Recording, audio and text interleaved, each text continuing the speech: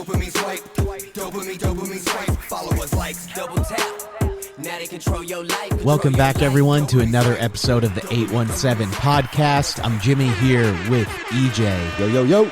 And it was quite the week in Fort Worth news. Yeah, I mean, especially after being on national news and, you know, the first couple days of the week really just kind of completing that, you know, story of what happened and getting kind of the final updates from the FBI and stuff like that about what happened in Colleyville.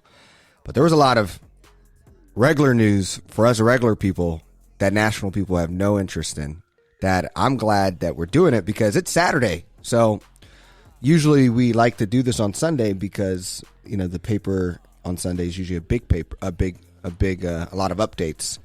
But I feel like we got a lot of good stuff this episode. What do you think? Yeah, I mean, I think today's going to be jam-packed. Yeah. Do you want to start off with the Fort Worth report? Yes, let's make it happen. So, the city of Fort Worth announced a new $200 million plus source of financing for Black, Latino, and other underserved communities. First off, I will say that the cover photo of this picture is of downtown Houston, so I thought that was funny. But on January 26th, Mayor Matty Parker and other city officials will kick off an initiative to increase financing for Fort Worth's minority-owned businesses, affordable ownership, rental housing, and commercial real estate. The city has committed $3 million toward the effort, known as CTFI Friendly Fort Worth. CTFI Friendly Fort Worth expects to see up to $250 million in new CTFI lending over the next 5 years, which is more than 7 times the amount of CTFI financing that Fort Worth has seen over the last 15 years. This is a huge thing for trying to increase representation in small business ownership in the area. Yeah, we have that 26th on Wednesday. I plan to attend virtually. Was trying to get there in person, but also CDF. You know, looking up CDFI's representation of their leadership. I looked at their website. Strong leadership representation, which was good, and then as well as you're looking at, according to their industry data, 60% of more than $100 billion in CDFI financing over 30 years has gone to borrowers of color. So pretty significant amount of support to underrepresented people. This is definitely a legacy organization. The fact that it actually took us this long to maybe make something like this happen is crazy. But that now that we are on CDFI's kind of radar, really, really cool stuff. And I think it's coming at the right time. Yeah, this is an aside, but they quote Christina Brooks, the city's chief equity officer and diversity and inclusion department director. And Brooks met her a couple times through Simplified. Awesome. We should try and get her on. Yeah, and something to look here as well.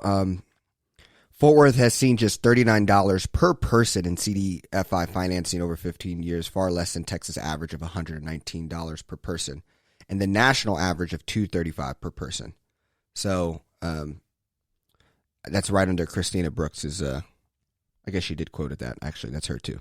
Yeah, so, and I mean, when we're talking about developing the historic South Side with the museums and apartments and business area that they're starting to work towards putting in there, something like this goes a long way in making sure the businesses in that mixed use area are owned and developed by people of color and people that live in that community. Yeah. And so this going alongside all of those announcements, I think makes a lot of sense for bringing that area to life with the community that already lives there. Yeah, 100%.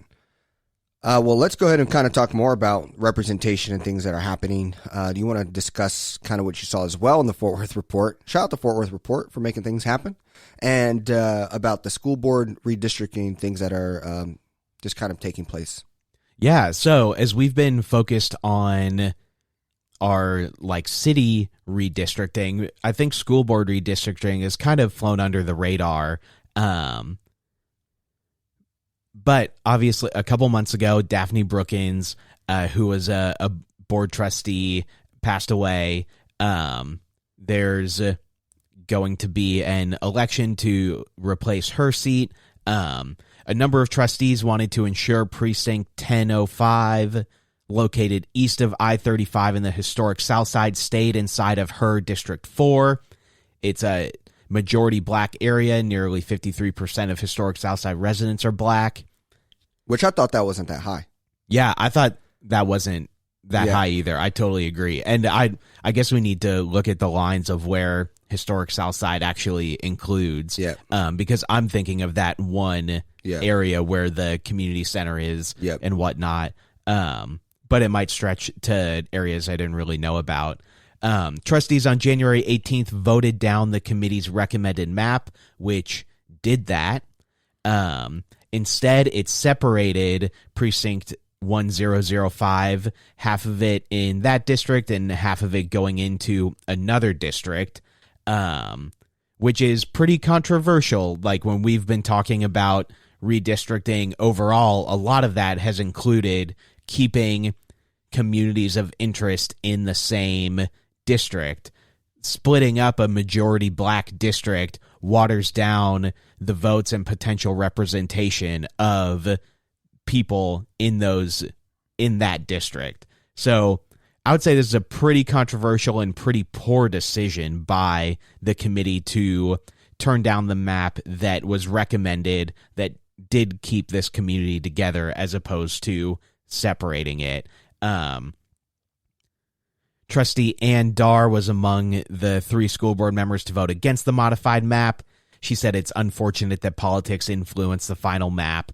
There's a quote later, somebody trying to say that, this wasn't what happened, but the person whose vote flipped from the split 4-4 decision to 5-3 declined to comment, which you can take that for what you want, but having seen Hamilton this week, I'm going to call it as you had to be in the room where it happened type of thing. Did you see it? Yeah, at the Bass? Uh-huh. Was it a good time? Yeah, it was great. Yeah.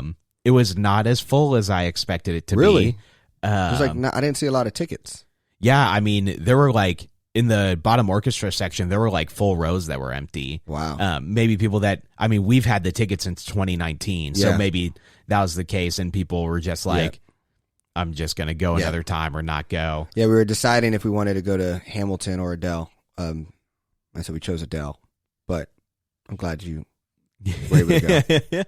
But it's here for like a month. Yeah. But yeah, I don't know. I thought that reflected kind of poorly that you flipped your vote, declined to give any reason or comment why, which, full fairness, you don't have to, but it definitely makes the decision feel a little bit sketchier.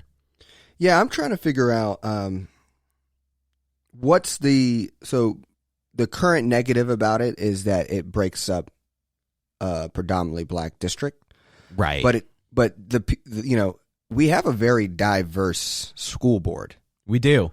So, the idea of some like old white guard, trying to keep power.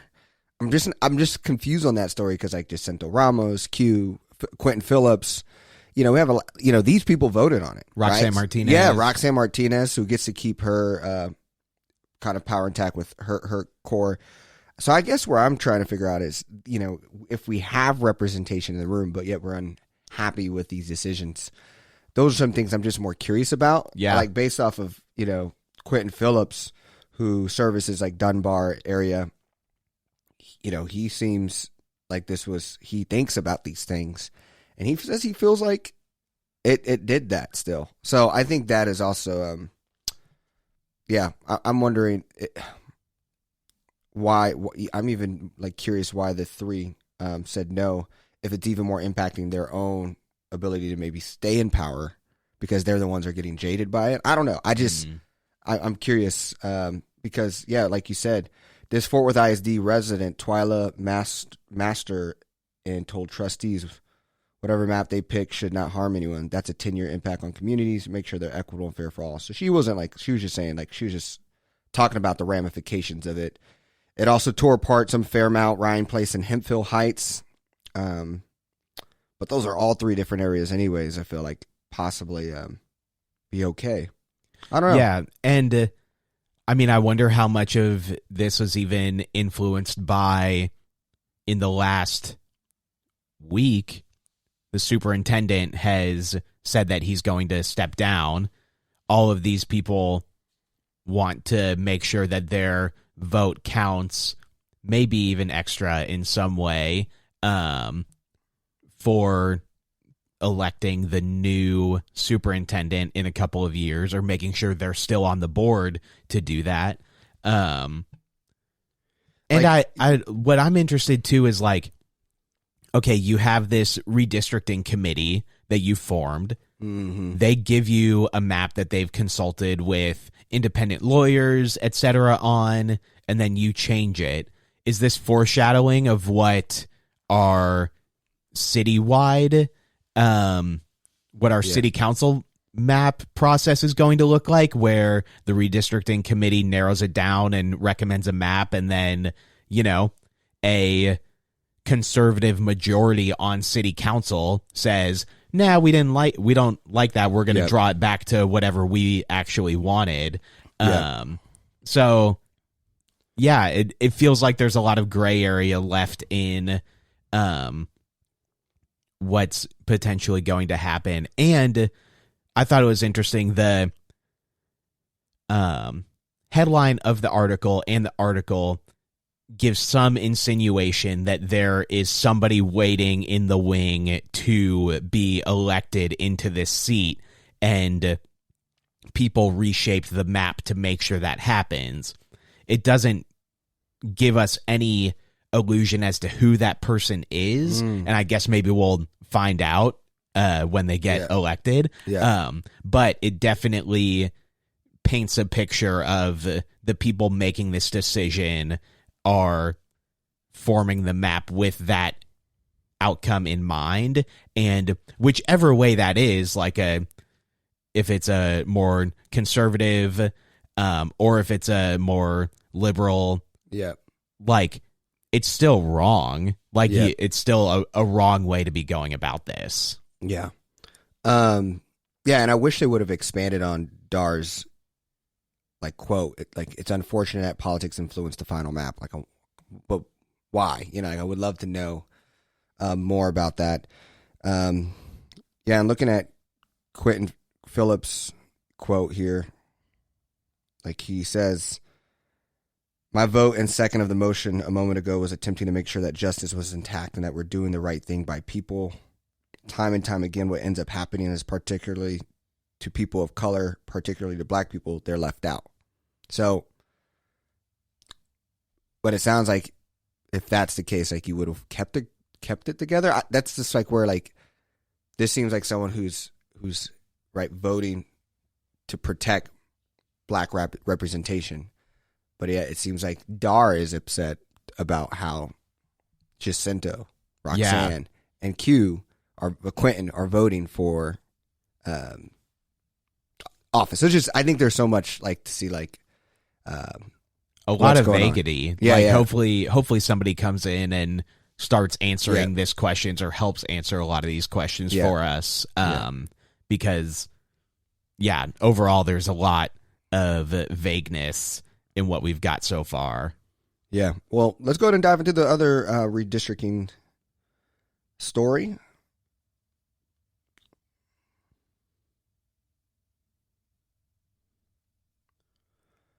We're looking at another Fort Worth Report article. Man, I feel like this is one of our, like, first where it's really, really strong Fort Worth Report. Yeah. Well, and I feel like the Star Telegram was very Colleyville heavy, which I'm glad about, like, something to drive, like, national clicks to local news. Yeah, 100%. So, yeah, but it did feel like Fort Worth Report kind of, still picked up the steam of what's going on locally. Well, the resident-led Fort Worth redistricting task force was originally formed to examine how to draw better city council maps. The 10-member task force was supposed to, as we know, narrow down the maps. We have talked about this story for a very long time. But kind of the update on the Fort Worth report, January 21st, 2022, Rachel Berendt, I will guess that's the journalist's name. Monday meeting, this upcoming Monday meeting will include time for public comment and a briefing on the legal compliance of the top 9 maps. Now, the story is really about the impact the maps have on getting Latino representation in Fort Worth City Council.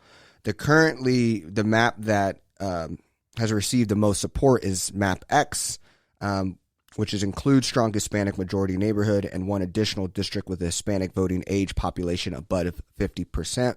Map X also unites the Riverside Alliance, which is a community of interest that we want to keep.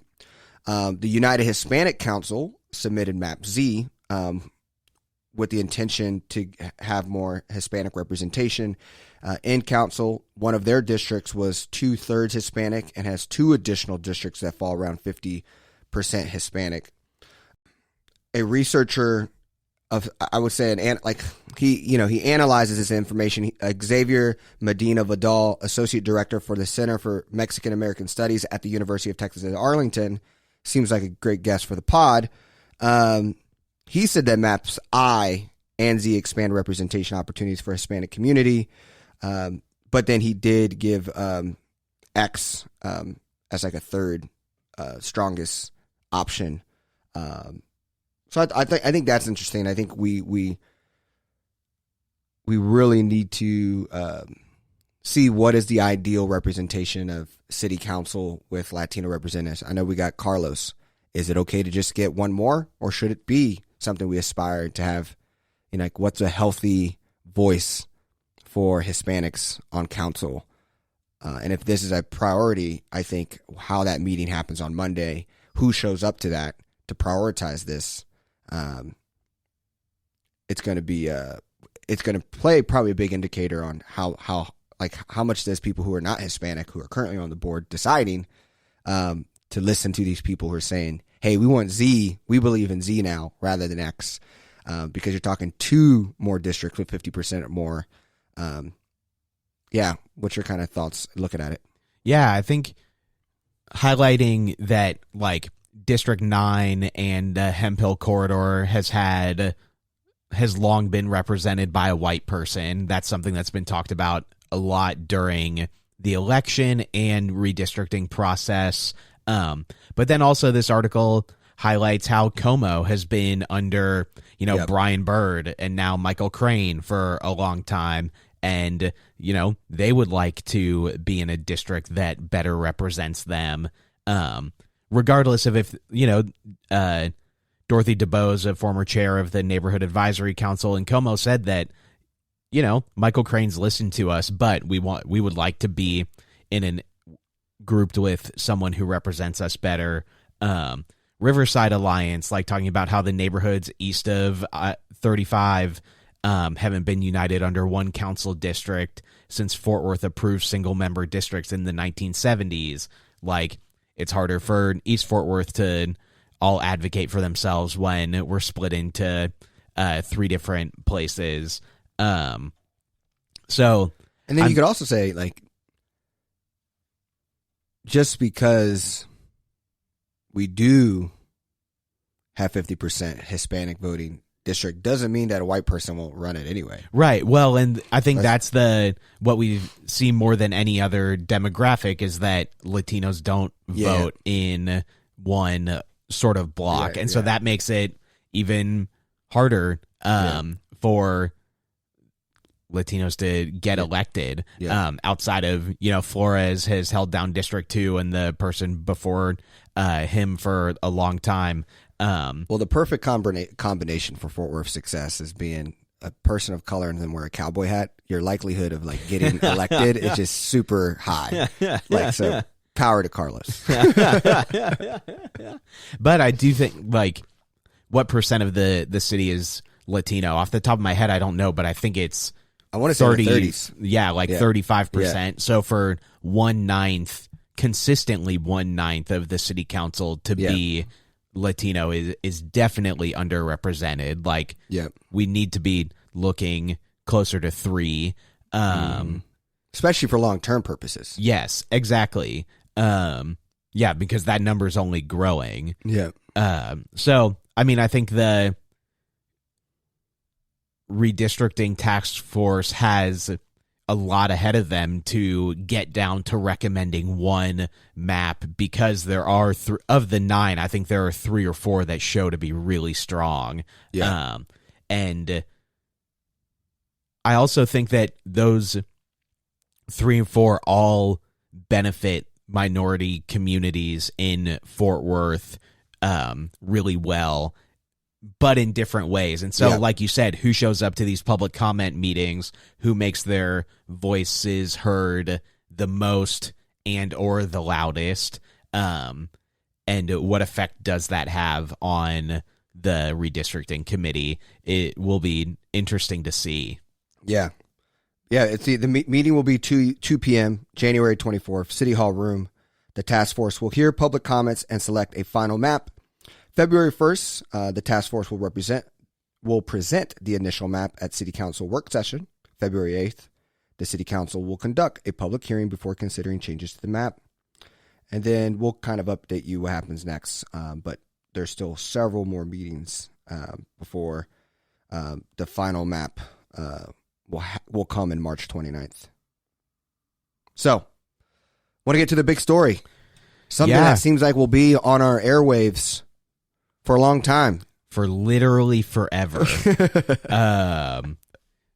Yeah, so finally, after, like 20 years of planning and 10 years of, like, actually working towards this, $403 million is coming to Panther Island as part of Biden's infrastructure deal. The U.S. Army Corps of Engineers will spend $403 million on a 1.5-mile bypass channel as part of the Central City Flood Control Project. The money will be used to complete final design and construction of the bypass channel. When completed, the channel will create the 800-acre Panther Island. As conceived 20 years ago, it's intended to be a dense, walkable district that supports 10,000 residents, as well as retail and office space. I like how you added the Biden part in there, Yeah. You're going to let them know. You got to let him know, because Kay Granger and these news publications are trying to not let him know. Yeah, because in 2016, there was a disagreement with the Trump administration over the project, holding it up, not giving the proper funding for it. Yeah, so Congress funded this project in 2016, but Donald, friend of Betsy Price, Trump, decided to block the actual funding of it. So Mark Veazey, who is the representative that owns Panther Island now, because Kay conveniently drew it out of her district in the most recent redistricting process. Because she has given up on it. She had no hope. Yes, exactly. He is happy to vote for the bill and to work with the Biden-Harris administration to secure the funding. I mean, this has been so long in the making. Honestly, in many ways, an embarrassment to the area, especially with all of the nepotism issues that have been unearthed over the last couple of years within the Trinity River Vision plan and the people running it. I mean, you're a debacle when the Army has to get involved and save your ass. Like, I know we have a relationship with the Army, like, obviously in Fort Worth military, but, and I just like how, like, now the city's like, hey, whenever they say we're ready, because, like, it's the Army. Like, it's like the real boys came in town and said they're going to do something, and it's like, I don't know. I just feel like, it took the Army to build in Fort Worth. Well, that's who we've been waiting on the whole time. Yeah. That's who was going to do it the whole time. But it isn't, like, I think it's interesting that we're looking at, like, 2 more years of just, like, final plan design by the Army Corps of engineers. Like, how did we not have the plan design done? You know? Yep. Like, it's been a decade, like, and we've spent however much money on this. Could we really not have paid these guys to have finished the plan design already so we could hit the ground running? It kind of feels like there's a lot of conversation around hitting the ground running, but they're saying it's going to take a year to choose a contractor. Yeah. It really is like, what have you guys been doing the whole time? Yeah, and they talked about how they're like the parts of the flood control was like decades needed to update and repair. Yeah, and, like, it took, like, we're so behind on this thing. Yeah, it's so odd. It really, like, seeing like the funding articles and all of the conversation around it this week, to me, has put it in such stark contrast such stark view of how little they've done over the past decade. Like, it took 10 years to build 3 bridges. Like, we don't have a final plan, or we couldn't have a final plan ready for, like, when funding actually came. I mean, it's just been what a whirlwind. Yeah, and then you just got, Kay Granger coming back trying to give credit. Maddie's giving her credit, calling her, the leader of the project and stuff like that. Yeah, Maddie out here. Yeah, when you gave up on it, flaunting her, like, they worked in a bipartisan way. Like, no, they didn't. This woman voted against it. Anytime she could, she voted against it. Like, this is not a bipartisan thing. This is, she said no and is now riding the coattails of having it happen. Yeah. There's another representative in Iowa who's doing the exact same thing with funding for something they got. It's like, come on, y'all, just own that you voted against this. Like, you can be happy that it's happening now, but, like, you actively worked against this going forward. So I don't think you get to hop in and, like, reap the rewards of celebrating this. Yeah. Someone said, I think at the back end of one of these stories, around how, the Republicans are just hopping. Yeah, basically the Democrats are pulling the wagon, Republicans riding and cheering while they're actually trying to slow the wagon down, is what Matt Engel, the director of the Democratic Supporting Lone Star Project, said. They slashed the tires. Yeah. They put a bunch of weights on the back. Yeah. Yeah. Yeah. Do you have, what are your takes from just all of the Panther Island talk this week? Well, they said 6 years projection. We know that's going to be 10 years. By the time it's going to be done, me and you ain't going to be able to walk anymore. We're going to be those old people on there. Joe Biden from 2022. It's going to be the meme of the young lady helping her grandma in the walker. Yeah. And then, 80% of people walking and celebrating on that thing floating down the river votes the other way. Yeah. Yeah. I mean, that was when I saw the person who will be leading the project from the Army Corps of Engineers say, we're looking at a year of searching for a contractor, another year-ish of finishing the final plan, then maybe 4 years of construction. I'm like, oh God. Like, if you're telling us now that maybe it'll be done in 6 years, and, like, we're going to be hoping for more funding on the back end of these first, like, 4 or 5 years, I'm like, oh man, this is like a decade away, and then we're going to get 4 or 5 years down the road, and maybe we'll have the funding to keep going. Yeah, and they're talking about it gears up 10,000 housing units, 3 million square feet of commercial, retail, and education space. There's a lot of hype around how international and real estate investors would want a part of this project, and how they're going to keep it local and regardless of the interests. They talked about the power of waterfront properties being a significant opportunity. they are talking about how it will double the size of downtown. As you know, Maddie is saying that we're talking Fort Worth becoming the 9th, 10th biggest city.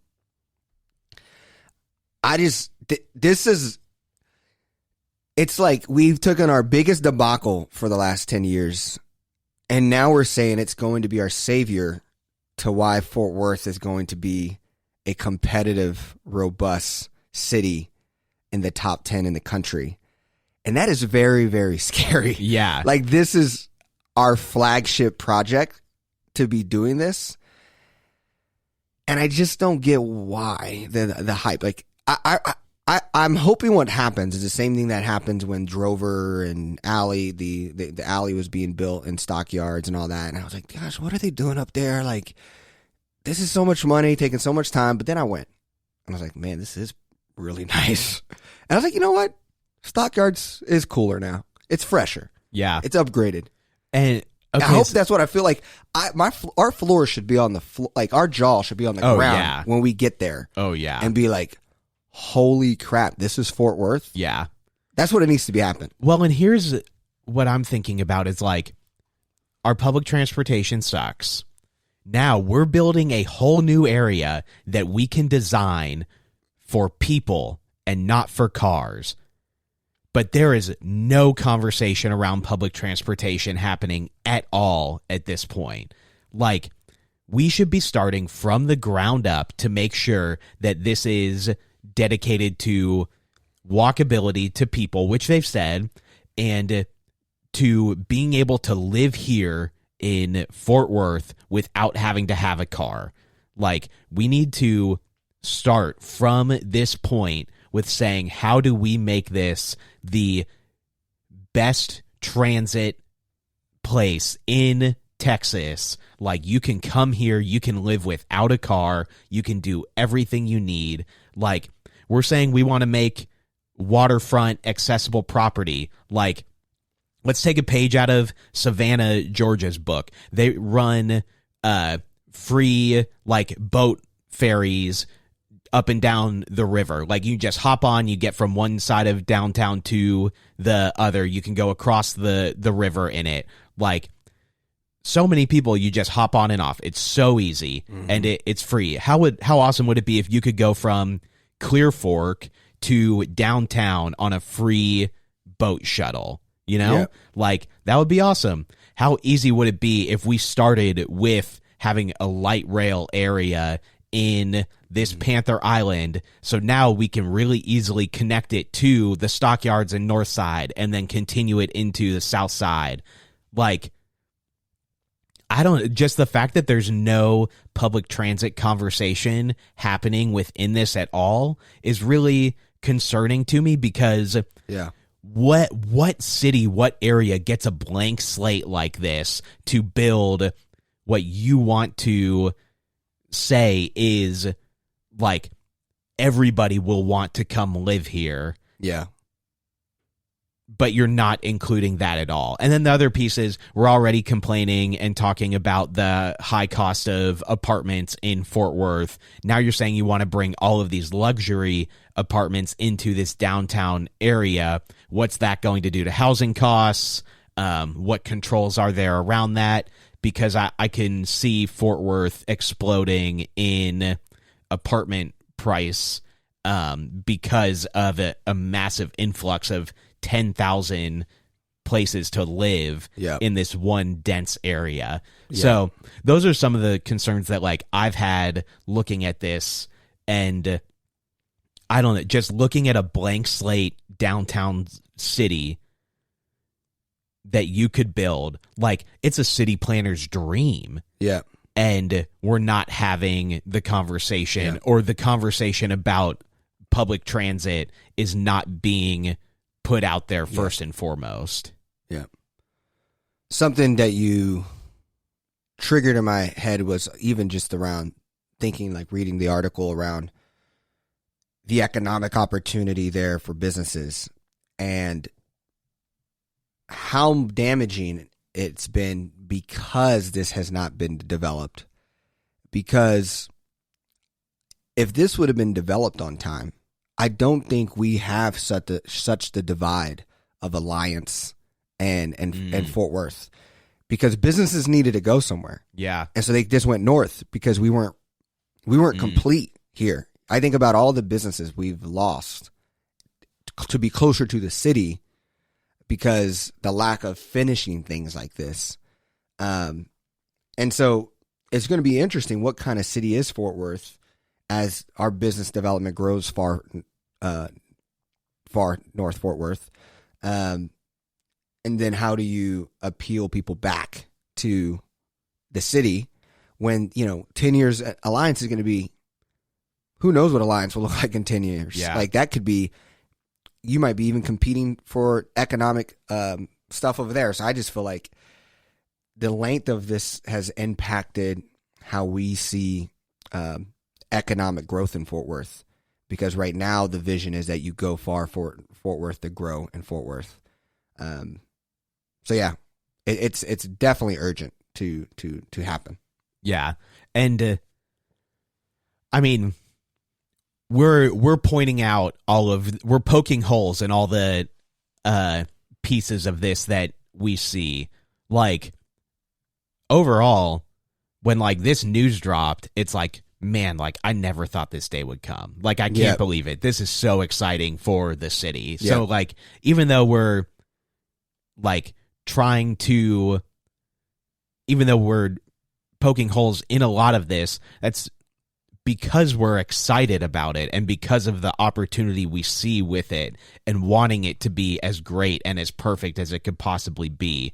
And so, I mean, I would love for there to be a lot of public engagement over the next, year and a half, 2 years, as planning is still going on around this, to get the city's input of what do we want. Like, we have this blank slate. What do we want Panther Island to be? How do we want it to change and develop Fort Worth? Because and how does it involve, like what we talked about earlier, Latino representation? Right. I mean, I could be wrong, but I also think it's being built in one of the least high black demographic areas of Fort Worth. If I'm looking at that right, Como's west, and then all of the east and south. So to me, I'm afraid this is just going to be like another version of the Stockyards without all the country stuff. Yeah, but it's going to like, because you said a boat to Clear Fork. I'm like, if you brought Clear Fork closer to downtown, I'm going to throw up. Like, I do not do that to me. So I don't know. It's going to be interesting how they keep the flair of the north side of Fort Worth. And like you said, you talked about ferries and boats and stuff like that, but we got a cool little Martin House and a little that's not east, but it's close enough to all of us, to include us, like what if you could take a boat from Martin House or Top Golf into Panther Island and then hop on a really quick bus or light rail up to the Stockyards. Like, it would just make life so much easier and make the city feel so much more together than like the siloed areas that we have right now. But I totally see that, like,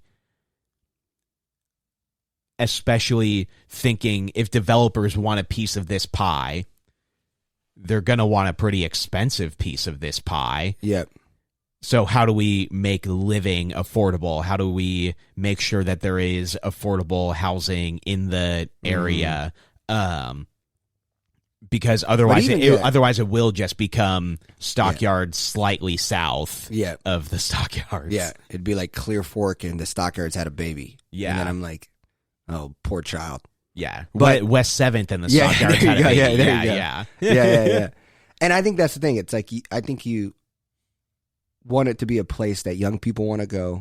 People of color feel like they want to go. That's kind of like, I think, a part that will be important. Yeah.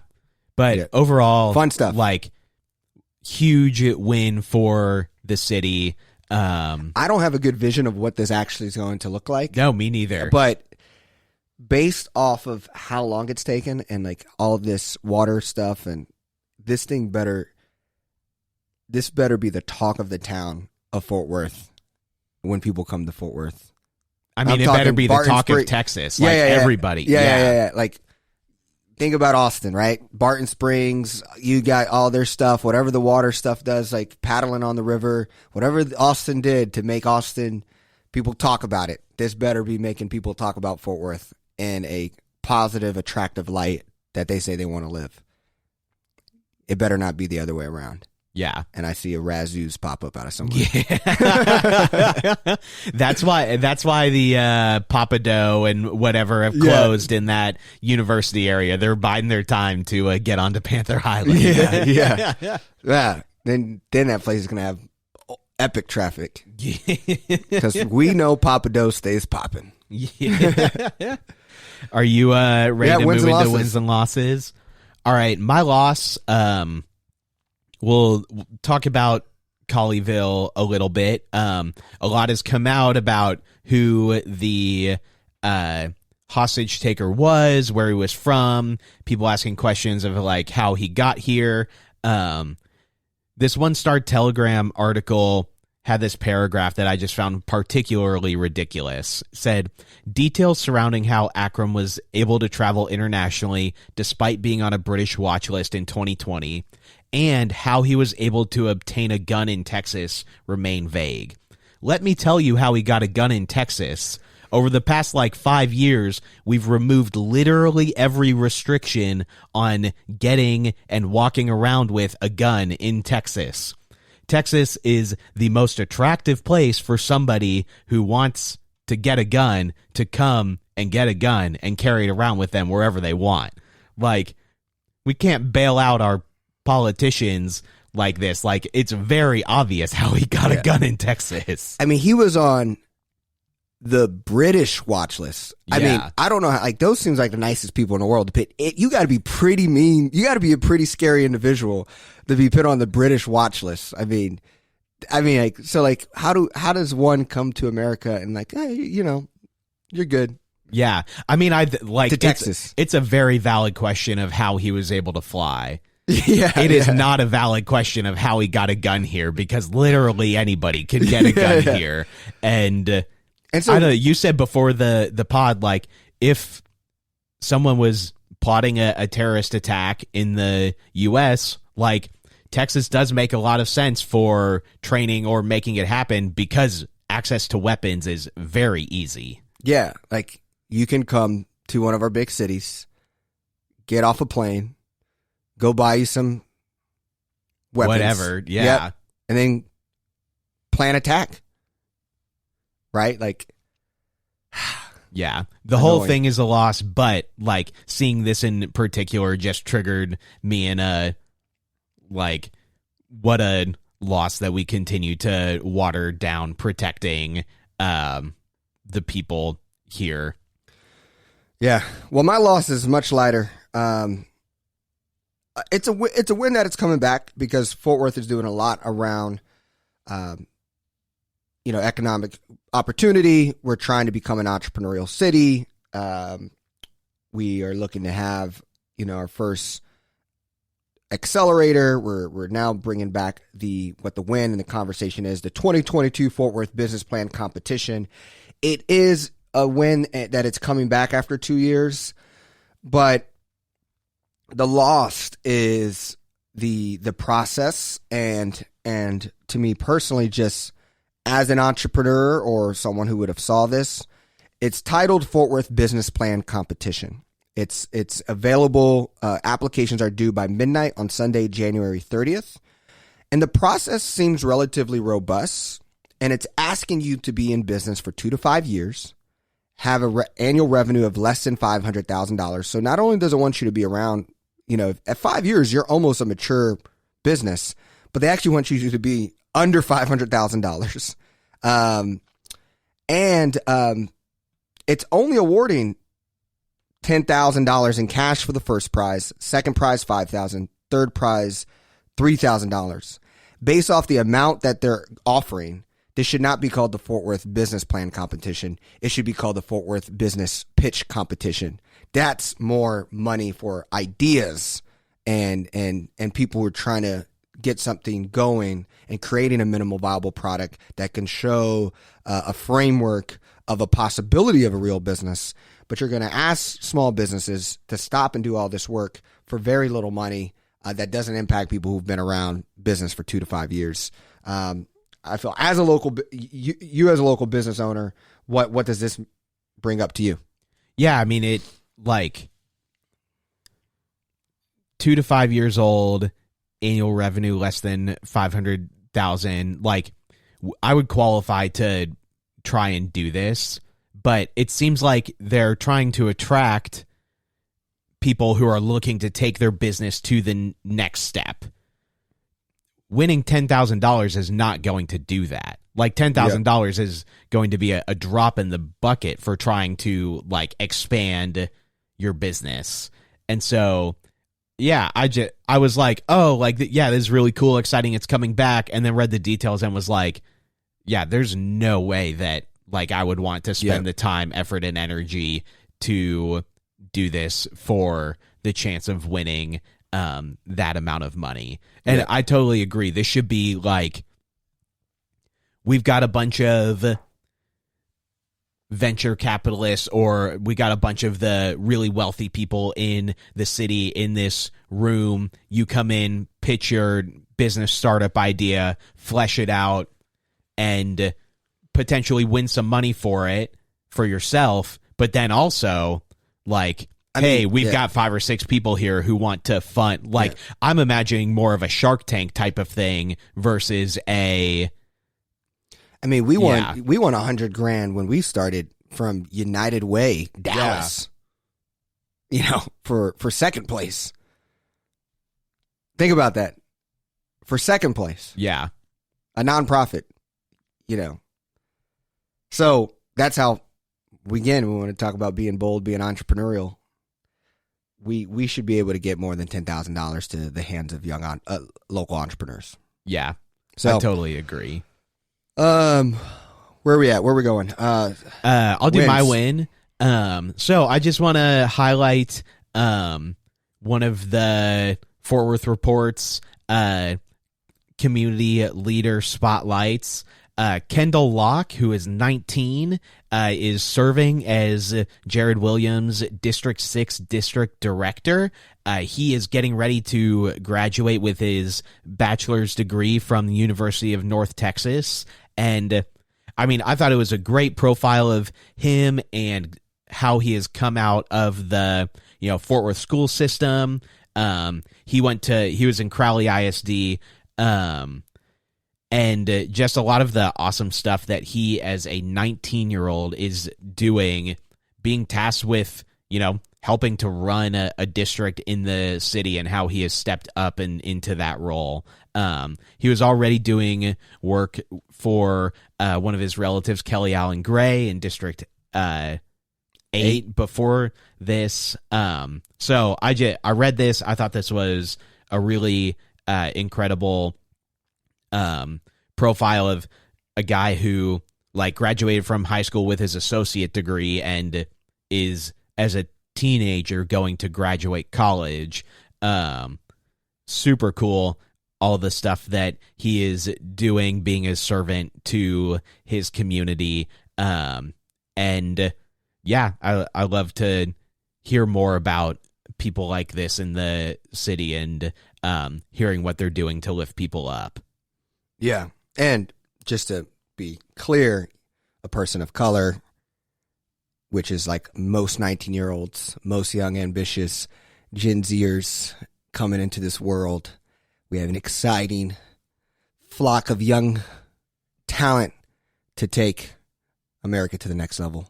Yeah, and just like somebody who is young and setting roots in Fort Worth, I think is an important thing to we already had in this election a big changeover to a lot of millennials sitting on city council now for the first time. And now we're seeing some of Gen Z also seeing Fort Worth as a place worth planting roots in, and seeing North Texas as a place worth planting roots in. And I think that goes a long way towards long-term representation in the city. Love it. Well, my win is something I could do a whole episode on, because it's something that's up in my alley that I love and I'm interested in, and that is bringing emerging technology, emerging innovation, companies to Fort Worth so that we can compete at a larger scale for knowledge-based workers, 21st century jobs. I always talk about Taiwan Semiconductor and the relationship with Arizona. And I know we were all fired up for the Rivian stuff and how the Rivian stuff panned out to make Rivian ended up being in Atlanta. But this is a true news story that I think is under the radar, but should be getting more attention, and we should be celebrating. You hear that? EJ's celebrating right now. All right. Yeah. We should be celebrating because this is big.